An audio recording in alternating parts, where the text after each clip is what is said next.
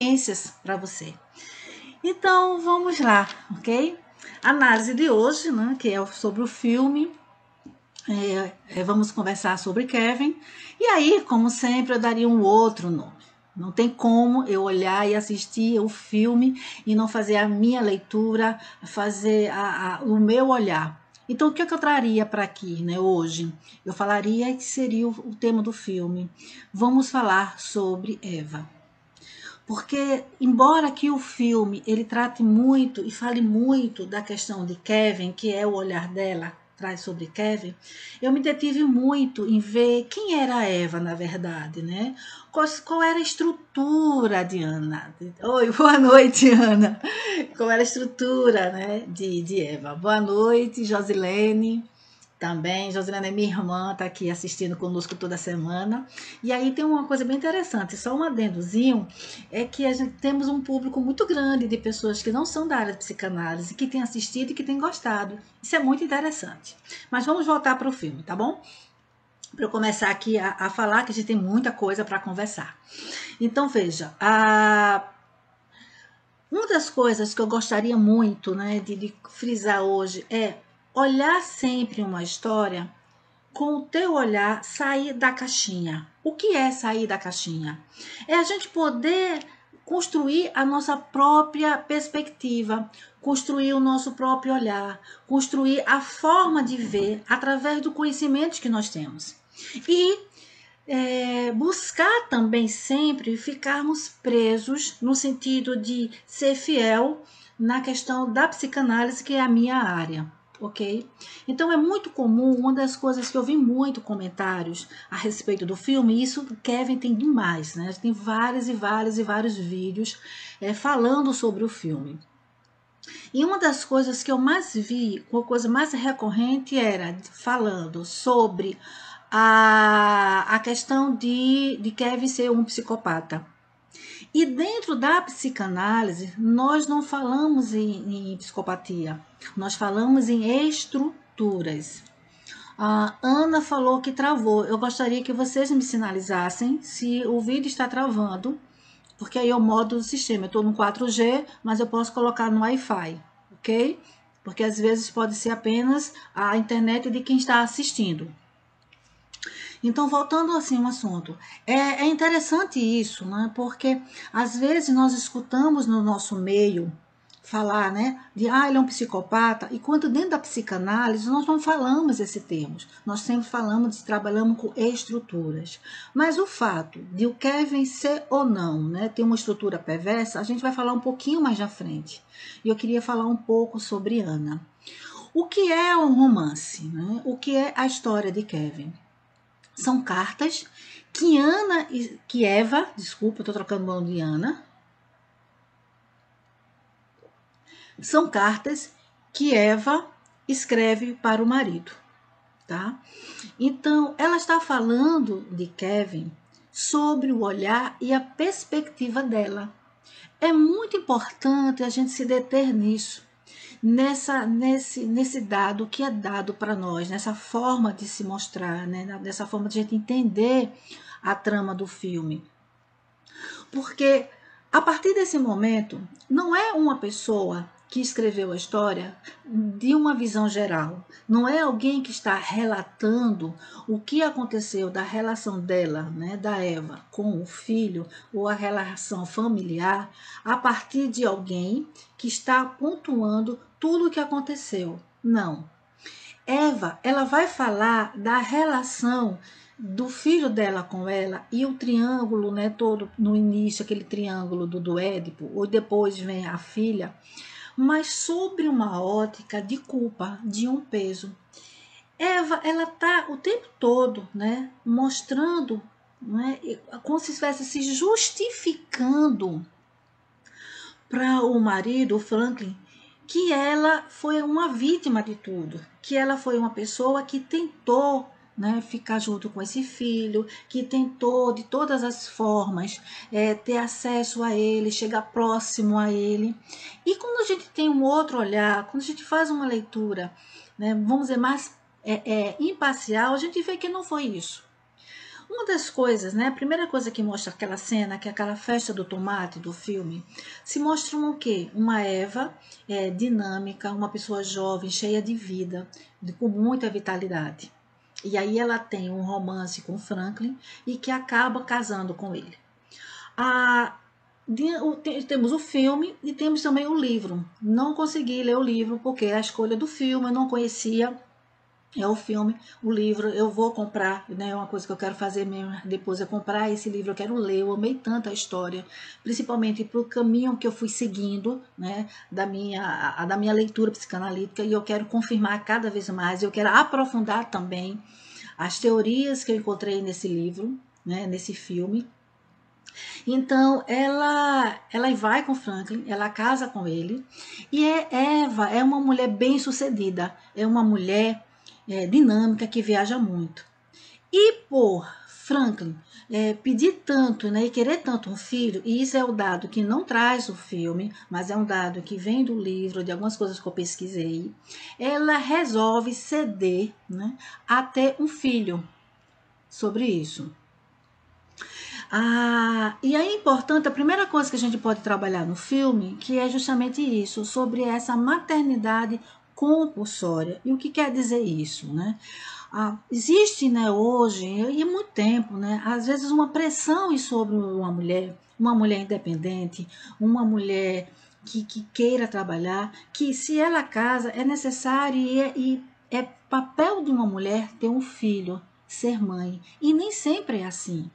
A questão da mulher, ela não precisa ser mãe, ela não tem que ser mãe. A maternidade é algo que tem que vir natural dela, ela tem que desejar isso daí, tá? De ter esse filho. No caso de Eva, o que é que acontece? Ela não queria ter esse filho, ela encerrou a carreira dela para ter. Então, imagine uma mulher super dinâmica, uma mulher gente, vocês estão ouvindo bem? Alguém está falando aqui que está travando e que o som está bem para vocês? Vocês estão ouvindo bem o som?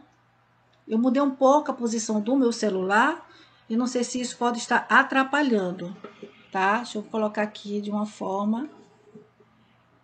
Pronto, eu vou ver se melhora assim o som, tá? Então veja, Eva é uma mulher super independente, era uma mulher que não queria essa maternidade. E ela tem um filho por uma espécie de agradar o Franklin. Uma das coisas também que chama muito a atenção foi o fato dela ir morar em um local que também ela não queria morar, que eles chamam de castelo. Ela era uma mulher que queria morar em apartamento, ela gostava de gente, ela gostava daquela vida mais agitada, e ela deixa o apartamento dela e vai morar numa casa linda, belíssima, mas para ela não era a casa ideal para a vida dela. E ela vai ter um filho que é meio complicado, porque a criança chora o tempo todo. Existe uma doença, crianças que têm essa questão desse choro, de levar 3, 4, até 6 meses sem parar. Tá? Então, a criança, o Kevin, ele é uma criança que ele chorava muito. E a gente vê em algumas cenas, logo no início, o quanto era difícil ela ter aquela criança, de amar aquela criança. A Eva, ela rejeitou o Kevin desde o início, né? Desde o momento em que ela engravidou, desde o momento em que ela queria ter, né? Na hora dela ter a criança, ela queria que ele não saísse dentro dela. E tem umas cenas que falam sobre isso. Você tem que deixar essa criança vir. Ela queria aprender aquilo. Então, a Eva, a primeira coisa que a gente tem é ela não querer a criança, ela não querer ser mãe, ela ter sido uma mãe por uma exigência ou por uma chantagem ou para agradar o marido de alguma forma. E aí a criança nasce, o que eu acho muito interessante é que a criança nasce igual a Eva. Kevin é exatamente igual a Eva. Ele é introspectivo, ele é calado, ele tem o jeito dela e isso faz com que ela também não suporte ele. Sabe o nosso espelho? Aquilo que eu vejo em mim, eu estar em mim e vejo no outro e não concordo com isso, eu não aceito isso, a dificuldade que eu tenho em ver no outro, talvez coisas que não gostem em mim. Era assim com Kevin. Então, veja, existem muitas cenas, por exemplo, no momento que eles estão lá na casa nova, no castelo, eles estão sentados, eles estão silenciosos, um olha para o outro, né? Mas a fisionomia, a forma de agir, tudo é muito igual. Há uma cena também lá no presídio, quando ela vai visitar, e que eles estão calados, eles estão sentados na mesa, um de frente para o outro, e calados. Existia entre eles uma simbiose. Ela não suportava o Kevin, ela não gostava dele, e por sinal, ele tinha uma forma reativa dela. Qual a leitura que eu faço da questão de Kevin? Tá? Que ele era uma criança que estava o tempo todo querendo agradar essa mãe. E é por isso que eu falei lá no início, a questão de a gente pensar fora da caixinha, da gente ter um olhar diferenciado. Porque se você pegar o filme e tirar a última cena do filme, aquela em que ele comete aqueles assassinatos, você vai ver que ele é uma criança que estava o tempo todo querendo agradar essa mãe, querendo que ela o amasse. Então, todas as cenas em que ela retrata e que ela fala que ele foi, de uma certa forma, agressivo, ou ele teve um olhar de violência para ela, né, querendo, vamos dizer, peitar ela e ir contra ela, na verdade, a leitura que eu faço disso é uma criança que olha para a mãe querendo ser amado. O único momento que ele sentiu esse amor da mãe foi quando ele está perto da escada, caído, que ele está passando mal, que ele vomita, ela limpa o vômito, pega na mão dele, se a gente observar, ela pega na mão dele, e aí ela pergunta como é que ele está. Ela conta uma história para ele, ele vem junto dela, encosta a cabecinha aqui e ele dispensa o pai. Aquele pai que está o tempo todo agradando ele, aquele pai que está o tempo todo querendo fazer as vontades dele. Depois eu quero falar um pouco sobre esse pai, tá? Ele ali naquele momento, sai pai, eu não quero você aqui não, eu fico com mamãe. E sabe qual é a história? Não sei se vocês perceberam qual é a história que Eva conta para ele. A história de Robin Hood. A história em que Robin Hood está usando o arco e flecha. Veja como é tão simbólico isso. O único momento em que nós percebemos, o único não, são dois momentos. Deixa eu me corrigir, porque o outro vai ser lá no final do filme. Mas o momento é exatamente, Lida. Perfeito, exatamente, Leda, isso aí. Eu vou falar um pouquinho sobre isso lá na frente, tá? Leda tá dizendo aqui, ó. Vi um caso de um adolescente que, para ganhar o amor da mãe, matou o pai a pedido da mãe. Exato, tá? A gente vai falar um pouquinho isso lá na frente. Muito bem, vocês são muito espertos, viu, gente? Viria também se percebeu isso. Perfeito. Então, vamos lá. Então, naquele momento em que ele encosta aquela cabecinha dele ali com ela, é um momento que acredito que foi uma fixação, houve uma fixação dele nesse momento. O momento que ele teve a mãe, o momento que ele conseguiu ter o amor dessa mãe, foi quando ela estava falando de Robin Hood.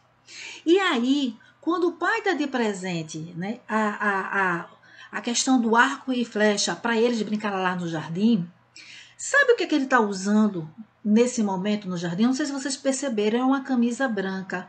É o único momento, enquanto adulto, que mostra ele com a camisa branca de adulto. É o momento que ele janta com a mãe, quando a mãe faz toda aquela história de querer sair com ele, de passar por um jantar com ele, lá no final, que ele vai para o campo de golfe, e no momento que ele mata.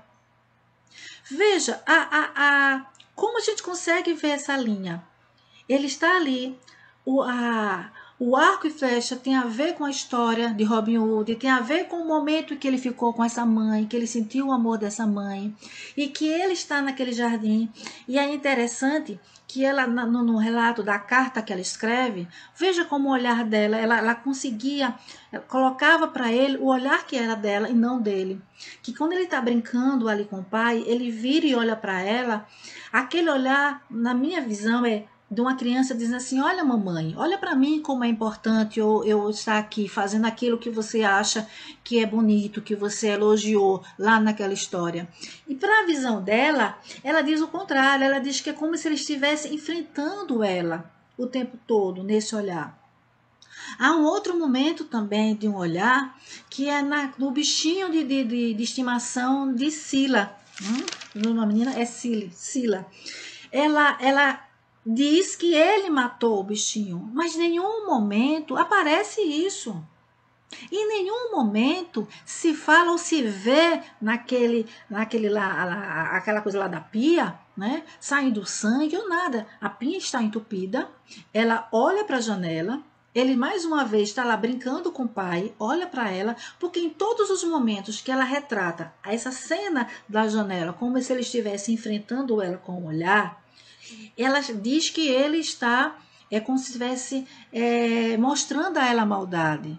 Mas ela pode estar num processo também de uma projeção,